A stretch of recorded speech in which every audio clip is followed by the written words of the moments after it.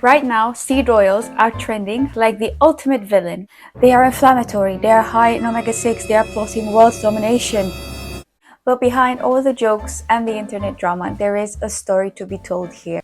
First, where's my manners? Hi, if you're new here, I'm Diana, an MChem in medicinal chemistry and a scientist for 3.5 years. I'm a mythbuster and your guide to the atomic truth. Let's talk about the chemicals in your life and the controversies around them. Promise you, I will press out the truth, not the drama. And if you want to be supportive, please press subscribe. So, to better understand oils, we need to talk about PUFAs. So, what are PUFAs?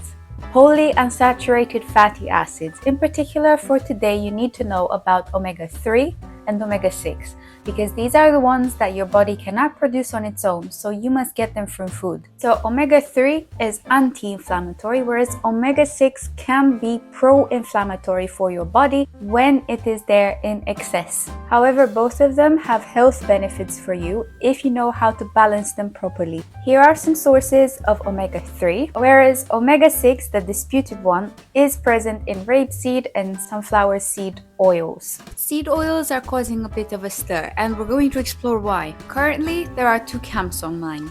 I am not defending either. I am not throwing trash at either camp. I am simply presenting the facts. So here it goes. Some present seed oils with nuance, explaining risks like inflammation, cautioning against excess, and citing research responsibly. What unites them is not prestige, but the authority and responsibility that comes with their expertise. Here's the second camp. There are claims that seed oils are toxic because of industrial processing, but details of these processes are protected by non-disclosure agreements, so critics can't actually verify their claims, which makes the argument flawed. Instead, they spread misinformation, calling sodium hydroxide carcinogenic or treating hexane like a toxic element in the periodic table, while ignoring the natural antioxidants in sunflower and rapeseed.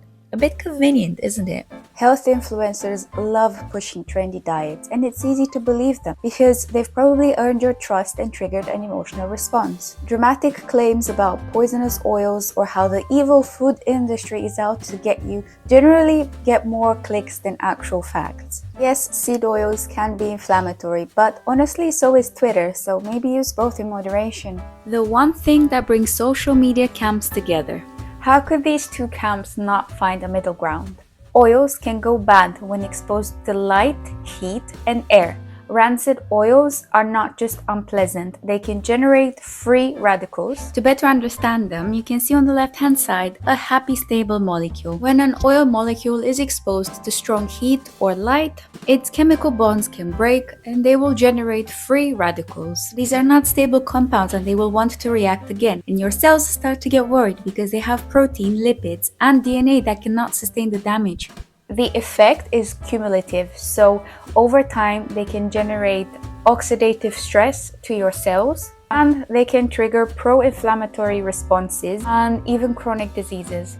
However, fast food chains, some of them fry heavily in cheap seed oil and they treat it like a family heirloom, passing it down from batch to batch until it's basically a soup of French fried ghosts. And those lovely uncovered oil baths sizzling at high temperatures, that's when rancidity risks increase tremendously. If your oil smells sharp, almost like pencils, and if the taste is off, you will know straight away if it has gone bad. Now on to the real baddies. Let's talk about synthetic or highly processed fats. Think hydrogenated oils, shortenings, or some margarines. But first, a short trip to the past. Early last century, hydrogen was being added to liquid oils to make them into a solid. They were the modern, healthy alternative to butter. I mean, who doesn't want to be trendy? And then about 50 years later, trans fats, which are the toxic byproduct in the hydrogenation of oils, they were found in human tissue.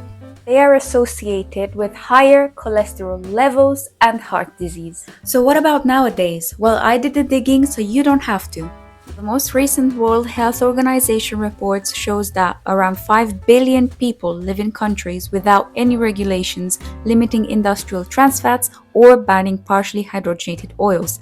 Many countries, including parts of Asia, the Middle East, and even Australia, the UK, and New Zealand, still lack mandatory bans on trans fats, but instead they leave it up to the consumer to choose whether they want to buy a product with trans fats inside it or not, based on the labeling of the product.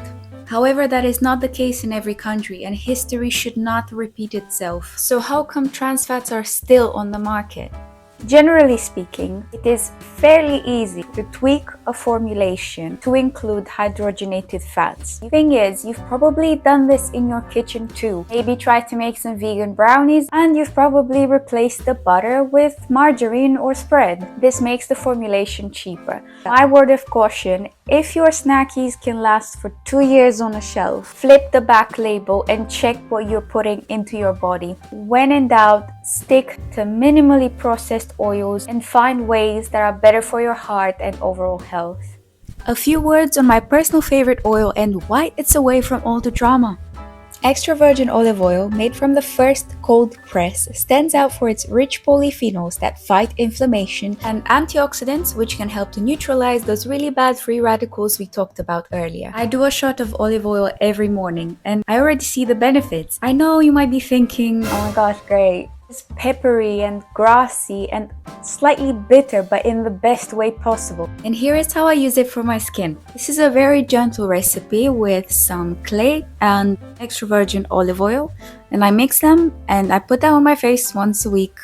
By the end, it's supposed to look like green slime, but the aesthetics don't matter. The thing is, clay can absorb impurities from your skin, and the extra virgin olive oil will help with those lovely antioxidants and fatty acids that we just talked about. I am aware that putting your money into expensive olive oil brands, it's not the most budget-friendly idea, but instead of putting your money into the next anti-aging cream, I know you got plenty of those, or a 12-fruit detox juice, try a high quality olive oil shot every morning. And now a quick wrap up.